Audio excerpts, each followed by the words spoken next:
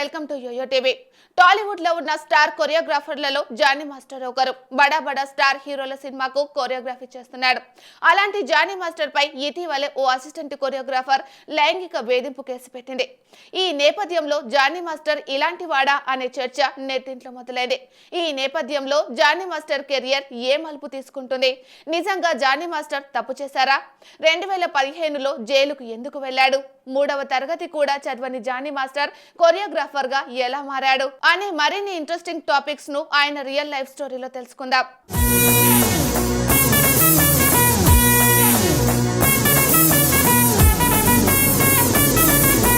Sheikh Johnny బాషా alias Johnny master 1980 July 12 ఆంధ్రప్రదేశ్లోని నెల్లూరులో జన్మించాడు. తండ్రి షేక్ ఉమాయిన్ బాషా, తల్లి బీబీ జాన్. జానీ మాస్టర్ కు ఒక అన్న, అక్క కూడా ఉన్నారు. తండ్రి 3 లారీలతో ట్రాన్స్పోర్ట్ వ్యాపారం చేసేవాడు. జానీ తన స్కూలింగ్ ను నెల్లూరులోని ప్రాథమిక పాఠశాలలో చదివాడు. చదువు అంతంత మాత్రంగానే ఉండేది. అలా 3వ తరగతిలోనే చదువును ఆపేశాడు. అదే సమయంలో తన తండ్రి 3 లారీలకు యాక్సిడెంట్ అవ్వడంతో ఆర్థికంగా తీవ్రంగా నష్టపోయాడు. దీంతో కుటుంబ పోషణ కూడా భారంగా మారింది. దీంతో జానీ ఒక మెకానిక్ షాప్ లో అసిస్టెంట్ గా జాయిన్ అయ్యి కుటుంబానికి ఆర్థికంగా అండగా ఉండేవాడు.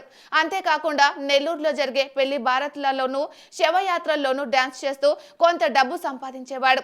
జానీ డాన్స్ చూసి వారంతా మెచ్చుకునేవారు. దీంతో జానీ ఒక ఆర్కెస్ట్రా గ్రూప్ లో జాయిన్ అయ్యాడు. అక్కడ తన డాన్స్ స్కిల్స్ ను బాగా మెరుగుపరుచుకున్నాడు. ఆ తర్వాత హైదరాబాద్ కు వచ్చి యాక్టర్ అవ్వాలని అవకాశం కోసం ట్రై చేశాడు. ఎంతకీ అవకాశాలు రాకపోయేసరికి డైరెక్టర్ అవ్వాలనుకున్నాడు. తన ఫ్రెండ్స్ తో కథ రాయించుకొని ఆఫీస్ లో చుట్టూ తిరిగిన ఫలితం లేకుండా పోయింది.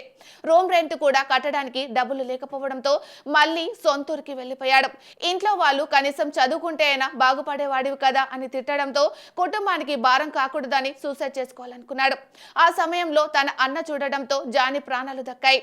కొద్ది రోజులు సమయం తీసుకున్న జానీ 2003లో హైదరాబాద్ కు వచ్చి డాన్సర్ గా అవకాశాల కోసం ఆఫీస్ లో చుట్టూ తిరిగేవాడు. ఈ క్రమంలోనే ఓ ఆఫీసు వద్ద జానీని చూసిన మేనేజర్ యూనియన్ కార్డు ఉంటే డాన్సర్ గా అవకాశాలు ఇస్తారని చెప్పడంతో అక్కడికి వెళ్లి అడగగా వాళ్ళు 20,000 ఇస్తే కార్డు ఇస్తామని చెప్పారు. దీంతో జానీ తన అన్నయ్య దగ్గర డబ్బు తీసుకొని యూనియన్ కార్డు తీసుకొని సైడ్ డాన్సర్ గా కెరియర్ ను స్టార్ట్ చేశాడు.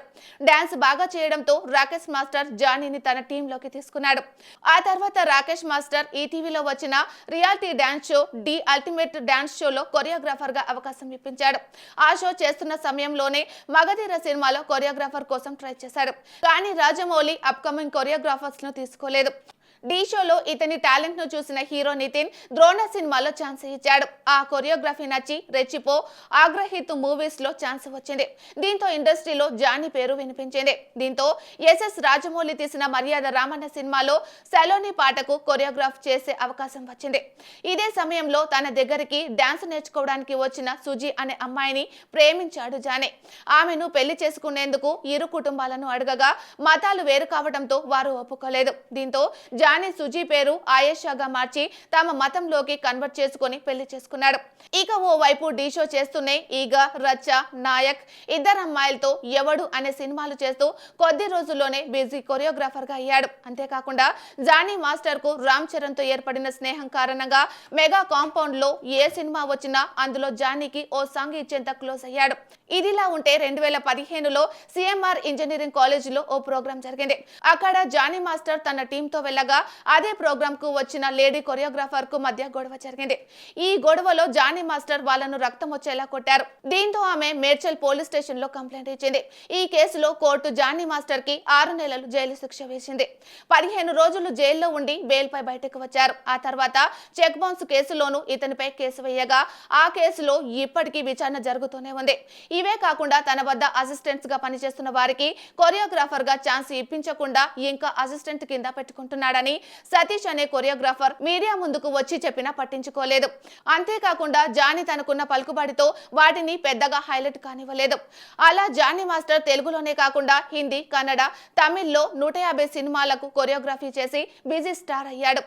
ఇక అదే సమయంలో శ్రేష్ఠ అనే అమ్మాయిని తన అసిస్టెంట్ గా పెట్టుకొని తన సినిమాలో సోలో కొరియోగ్రాఫర్ గా ఛాన్స్ ఇస్తానని చెప్పి అవుట్డోర్ షూటింగ్స్ కు వెళ్లిన ప్రతిసారి తనను తీసుకెళ్లి పలుమార్లు అత్యాచారం చేశాడని, ఒకవేళ తనను ఎదిరి బెదిరిస్తే సినిమాల్లో లైఫ్ లేకుండా చేస్తానని బెదిరించేవాడని, హైదరాబాద్ లో కూడా తన ఇంటికి వచ్చి ఇష్టం వచ్చినట్లు ప్రవర్తించేవాడని, ఈ విషయం అతని భార్యకు చెబితే తానే స్వయంగా కొట్టి బెడ్రూమ్ లోకి పంపించేదని పోలీసులకు ఇచ్చిన ఫిర్యాదుల్లో శ్రేష్ఠ పేర్కొంది. అయితే దీన్ని మొదట 0 ఎఫ్ఐఆర్ గా నమోదు చేసిన పోలీసులు జానీ మాస్టర్ కు ఫోన్ చేయగా స్విచ్ ఆఫ్ వచ్చింది.